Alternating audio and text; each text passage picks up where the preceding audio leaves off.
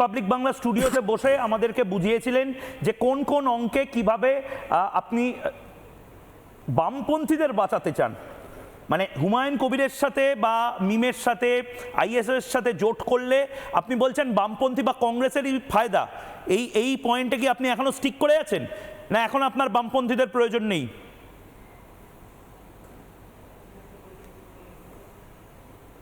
দেখুন, আমি আজকে নতুনভাবে একটি দল মানুষের সামনে এনেছি, বাংলার মানুষের সামনে এনেছি।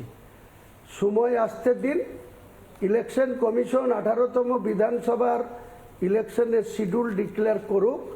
আমি তো ওপেন বলছি, যদি কোনো রাজনৈতিক দল বিজেপি এবং তৃণমূলের বিরুদ্ধে রাজনৈতিকভাবে লড়াইয়ে নামতে চায়, ইলেকশন করতে চায়, আমার তাদের সঙ্গে জোটবদ্ধ হতে আমার কোনো আপত্তি নাই। যদি না চাই, আমি একাই 294টাই প্রার্থী দেব। 294টা আমার দল একাই প্রার্থী দেবে। কিন্তু বামপন্থীদের আপনার সাথে জোট করে কি লাভ হবে না লোকসান হবে? মোহাম্মদ সেলিমের কি আপনার সাথে জোট করে লাভ হবে না লোকসান হবে?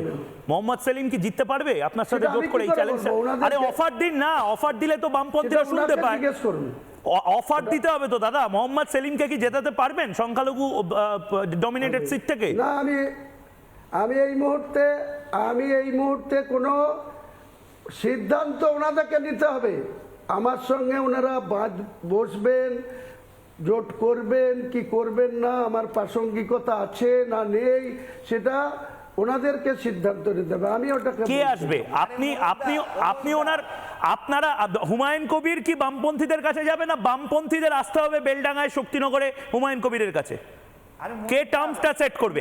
প্রথম দিনকেই মোহাম্মদ সেলিম ফোন করেছিলেন, উনি তো বলেছিলেন আমি কারো কাছে যাব না, আমার কাছেও কাউকে আসতে হবে না।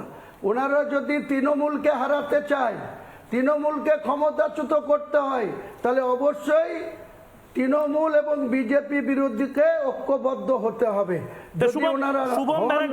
নানা ধরনের কন্টেন্ট দেখার জন্য লাইক করুন, শেয়ার করুন আমাদের ফেসবুক পেজ, সাবস্ক্রাইব করুন আমাদের ইউটিউব চ্যানেল।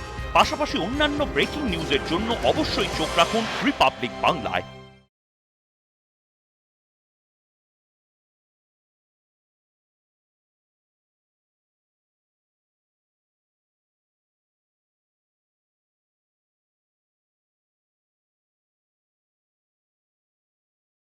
নানা ধরনের কন্টেন্ট দেখার জন্য লাইক করুন, শেয়ার করুন আমাদের ফেসবুক পেজ, সাবস্ক্রাইব করুন আমাদের ইউটিউব চ্যানেল। পাশাপাশি অন্যান্য ব্রেকিং নিউজের জন্য অবশ্যই চোখ রাখুন রিপাবলিক বাংলায়।